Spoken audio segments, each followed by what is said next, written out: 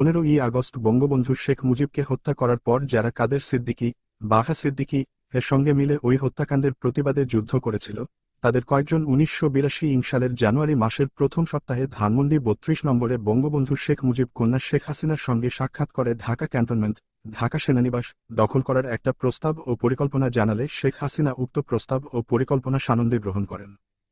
পরিকল্পনাটা থাকে এই রকম যে, রাজনৈতিক শিক্ষা ও প্রশিক্ষণপ্রাপ্ত এবং কমিটেড 25-30 হাজার যুবককে সামরিক প্রশিক্ষণ দিয়ে মৃত্যুর জন্য প্রস্তুত করে নির্দিষ্ট একটি দিনে ঢাকা ক্যান্টনমেন্টে কমান্ডো হামলা করে দখলে নিয়ে নেওয়া। আর ঢাকা ক্যান্টনমেন্ট দখল করে নেওয়া মানেই বাংলাদেশের রাষ্ট্রীয় ক্ষমতা দখল করে ফেলা।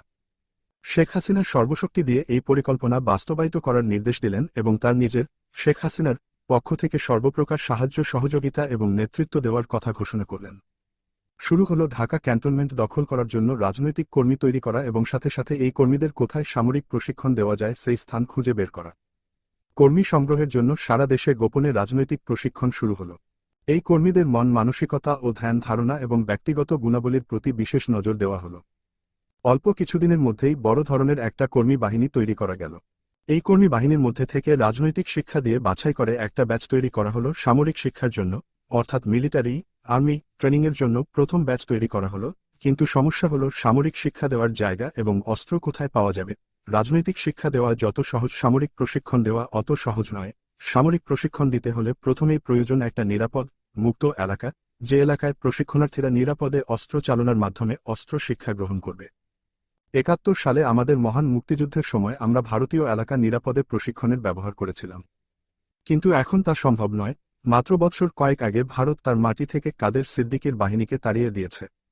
সামরিক প্রশিক্ষণের জন্য ভারতের মাটি ব্যবহারের কোনোই সম্ভাবনা নেই। বাংলাদেশের সুন্দরবন এবং হিলট্রোটো সামরিক শিক্ষার জন্য মোটেই নিরাপদ নয়।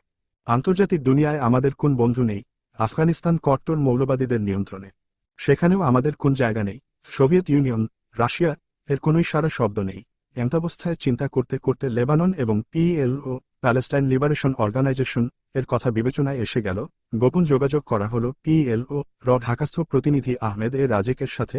পিএলও ঢাকাস্থ গুলশান অ্যাম্বাসিতে পিএলও প্রতিনিধি আহমেদ এ রাজেকের সাথে গোপনে কয়েক দফা বৈঠক হলো। আহমেদে রাজেককে খোলাখুলি বলা হলো, আমরা সামরিক প্রশিক্ষণ চাই, বিনিময়ে তোমরা যা চাও আমরা দেব। আহমেদে রাজেক মাসখানেক সময় চাইল। মাসখানেক পর আহমেদ এ রাজেকের সাথে আবার বৈঠক হলো। বৈঠকের সিদ্ধান্ত হলো পিএলও আমাদেরকে লেবাননের মাটিতে সামরিক প্রশিক্ষণ দিয়ে দেবে, বিনিময়ে আমাদেরকে পিএলওর পক্ষে ইসরায়েলিদের বিরুদ্ধে যুদ্ধ করতে হবে। আমরা রাজি হলাম। আমাদের প্রথম ব্যাচ লেবাননে গেলে তাদের প্রশিক্ষণ দিয়ে ইসরায়েলের বিপক্ষে পিএলও পক্ষে যুদ্ধ করার জন্য সরাসরি রণাঙ্গনে পাঠিয়ে দেওয়া হবে। প্রথম ব্যাচ যুদ্ধ করতে থাকবে, দ্বিতীয় ব্যাচ লেবানন যাবে।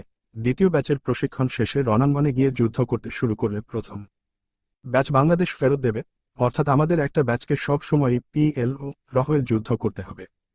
আমাদের বিমানে করে লেবাননে নিয়ে যাওয়া এবং ঢাকায় নিয়ে আসার ব্যয় পিএলও বহন করবে। আমাদের যারা যুদ্ধ করবে তাদের পিএলও বেতন দেবে। সময়ে সময়ে সকল বিষয়ে বঙ্গবন্ধু শেখ মুজিব কন্যা জননেত্রী শেখ হাসিনাকে জানানো হলো। এদিকে আওয়ামী লীগ সভানেত্রী বঙ্গবন্ধু কন্যা শেখ হাসিনা সেনাবাহিনী প্রধান জেনারেল এইচ.এম. এরশাদকে রাষ্ট্রীয় ক্ষমতা দখলের পূর্ণাঙ্গ আমন্ত্রণ জানাতে থাকেন। জননেত্রী শেখ হাসিনা জনগণের পক্ষ থেকে জেনারেল এরশাদকে ক্ষমতা দখলের ব্যাপারে সর্বপ্রকার সাহায্য সহযোগিতার আশ্বাস দিতে থাকেন। নির্বাচিত রাষ্ট্রপতি ও সরকার উৎখাত করে সামরিক বাহিনীর রাষ্ট্রীয় ক্ষমতা দখল করার ব্যাপারে জেনারেল এরশাদ এবং বঙ্গবন্ধু কন্যা শেখ হাসিনার 4-5 দফা গোপন বৈঠক অনুষ্ঠিত হয়। অতঃপর জেনারেল এরশাদ সামরিক অভ্যুত্থানের ইতিহাসে নজিরবিহীন দৃষ্টান্ত স্থাপন করে ক্ষমতা দখলের অনেক আগেই ঢাকা সেনানিবাসের সংবাদপত্রের সম্পাদক বৈঠক ডেকে সামরিক অভ্যুত্থানের ঘোষণা দেন। 82 সালের মার্চের 24 তারিখ জেনারেল এরশাদ বিনা বাধায় বিনা বাক্যে জনগণ কর্তৃক নির্বাচিত রাষ্ট্রপতি বিচারপতি আব্দুস সাত্তারকে রাষ্ট্রপতি ভবন বঙ্গভবন থেকে গলা ধাক্কা দিয়ে বের করে দেন এবং পরের দিন আবার কলার ধরে নিয়ে এসে রেডিও টেলিভিশনে নিজের অযোগ্যতা ও তার সরকারের দুর্নীতি স্বজনপ্রীতি ইত্যাদি কারণে স্বেচ্ছায় সেনাবাহিনী প্রধান এরশাদের নিকট ক্ষমতা হস্তান্তর করে তিনি, রাষ্ট্রপতি সাত্তার, বিদায় নিলেন এ মর্মে ভাষণ দিতে বাধ্য করে। অশীতিপর বৃদ্ধ অথর্ব রাষ্ট্রপতি বিচারপতি আব্দুস সাত্তার প্রাণভয় কাপুরুষের মতো নীরবে নিঃশব্দে প্রাণ নিয়ে বিদায় নিলেন। সেনাবাহিনী প্রধান লে-জে-হ্ মোহাম্মদ এরশাদ দেশের সামরিক আইন জারি করলেন এবং তিনি স্বয়ং হলেন প্রধান সামরিক আইন প্রশাসক ও বিচারপতি এএফএম আহসানুল্লাহ চৌধুরীকে করলেন ক্ষমতাবিহীন নামমাত্র রাষ্ট্রপতি। শেখ হাসিনার গোপন আমন্ত্রণে ও সহযোগিতায় জেনারেল এরশাদ সর্বময় ক্ষমতার মালিক হয়ে জগদ্দল পাথরের ন্যায় জনগণের বুকে চেপে বসল। বছর না ঘুরতেই প্রধান সামরিক আইন প্রশাসক জেনারেল এরশাদ আর বঙ্গবন্ধু কন্যা জননেত্রী শেখ হাসিনার গোপন আতাতের মাঝে গোপন বিরোধ সৃষ্টি হল। ১৯৮৩ সালের জানুয়ারির শেষ সপ্তাহে শেখ হাসিনার স্বামী ডক্টর ওয়াজেদ আলী মিয়ার মহাখালীস্থ আণবিক শক্তি কমিশনের সরকারি বাসভবনে শেখ হাসিনা বলেন, যে এরশাদ হাতের মুঠোয় আর থাকতে চাচ্ছে না। আমার হাতের মুঠো থেকে খাটাসটা ক্রমশ বেরিয়ে যাচ্ছে। ওকে হাতের মুঠোয় পোক্ত করে আটকে রাখা দরকার। প্রধান সামরিক আইন প্রশাসক এরশাদকে হাতের মুঠোয় রাখার জন্য শেখ হাসিনা নামকা ওয়াস্তে ভুয়া এক ছাত্র আন্দোলনের পরিকল্পনা হাজির করে বলেন, এই ছাত্র আন্দোলনের অবশ্যই ছাত্র নিহত হতে হবে। যে করেই হোক ছাত্র আন্দোলনে নামে ছাত্র হত্যা হতেই হবে। ছাত্র হত্যা হলে ছাত্র আন্দোলন চাঙ্গা হবে, আর ছাত্র আন্দোলন চাঙ্গা থাকলেই কেবল সিএমএলএ জেনারেল এরশাদকে হাতের মুঠোয় শক্তভাবে রাখা যাবে। শেখ হাসিনা ছাত্র আন্দোলনের নামে ছাত্র হত্যার কঠিন নির্দেশ ও পরিকল্পনা দিলেন। কোন আততায়ী বা অজ্ঞাত ঘাতকের হাতে ছাত্র হত্যা হলে কাজ হবে না। ছাত্র হত্যা হতে হবে সামরিক শাসক এরশাদের মিলিটারি অথবা পুলিশের হাতে। বঙ্গবন্ধু কন্যা শেখ হাসিনা বললেন, টাকা যা লাগুক, এটা করতেই হবে। কিভাবে এই পরিকল্পনা বাস্তবায়িত করা যায় সবাই এ নিয়ে খুব ব্যস্ত ও চিন্তিত। যোগাযোগ হল প্যারামিলিটারি ট্রুপস আর্মড পুলিশের company commander senior SP Hafizur Rahman লস্করের সঙ্গে। এই হাফিজুর রহমান লস্কর পুলিশের অফিসার হয়েও দীর্ঘদিন যাবৎ এনএসআই, ন্যাশনাল সিকিউরিটি ইন্টেলিজেন্স বা রাষ্ট্রীয় নিরাপত্তা গোয়েন্দা এর ডেপুটি ডাইরেক্টর পদে ঘাপটি মেরে বসেছিলেন। এরশাদ ক্ষমতায় এসেই হাফিজুর রহমান লস্করকে এই বলে এনএসআই থেকে চেটিয়ে বিদায় করেছেন যে, তুমি পুলিশের লোক হয়ে এখানে কি কর, যাও পুলিশের পোশাক পরে রাস্তায় চোর ধর। বলেই এনএসআই এর ডেপুটি ডাইরেক্টরের পদ থেকে হাফিজুর রহমান লস্করকে সোজা আর্মড পুলিশের তৎকালীন হেডকোয়ার্টার ১৪ নং কোম্পানি কমান্ডার পদে বদলি করে পাঠিয়ে দেয়। এই কারণে আর্মড পুলিশের কোম্পানি কমান্ডার, পুলিশের senior SP Hafizur Rahman Laskar general Ershad ও তার সামরিক শাসনের বিরুদ্ধে খুবই চোটা ও বৈরী ছিলেন। এর উপর ছিল নগদ অর্থের টোপ।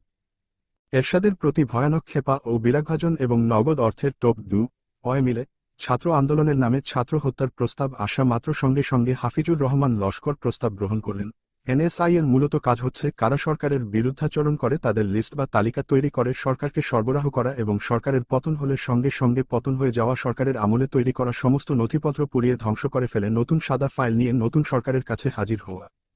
৩০ মে ৮১ প্রেসিডেন্ট জিয়াউর রহমান নিহত হলে এনএসআই এর কর্মকর্তাগণ জিয়া বা বিএনপি সরকারের আমলে তৈরি করা সমস্ত নথিপত্র পুড়িয়ে ফেলতে যায়। কিন্তু যে মুহূর্তে নথিপত্রে অগ্নিসংযোগ করতে যাবে ঠিক সেই মুহূর্তে উপরাষ্ট্রপতি বিচারপতি সাত্তার অস্থায়ী রাষ্ট্রপতি পদে অধিষ্ঠিত হন। অর্থাৎ বিএনপি সরকারই টিকে যায়। ফলে এনএসআই কর্মকর্তাগণ নথিপত্র পুড়িয়ে না ফেলে আবার তা সংগ্রহশালায় যত্ন করে তুলে রাখেন। উপরাষ্ট্রপতি সাত্তার অস্থায়ী রাষ্ট্রপতি হলেও মূলত ক্ষমতা চলে যায় সেনাবাহিনী প্রধান হোসেন মোহাম্মদ এরশাদের হাতে। সেই সুবাদে জেনারেল এরশাদ বিচারপতি সাত্তারকে অস্থায়ী রাষ্ট্রপতি পদ রেখে এনএসআই নথিপত্রগুলো খুঁটিয়ে খুঁটিয়ে দেখে এনএসআই এর নথিপত্রে জিয়াউর রহমান বা বিএনপি সরকারের বিরুদ্ধাচরণকারীদের তালিকায় জেনারেল এরশাদের নামও ছিল। ফলে জেনারেল এরশাদ ক্ষমতায় এসে প্রথমেই এনএসআই থেকে হাফিজুর রহমান লস্করকে ছেটিয়ে বিদায় করে, আর সেই কারণেই এবং নগদ অর্থের বিনিময়ে হাফিজুর রহমান লস্কর জেনারেল এরশাদ ও তার সামরিক শাসনের পতনের যে কোন প্রস্তাব বা প্রক্রিয়ায় সামিল হন।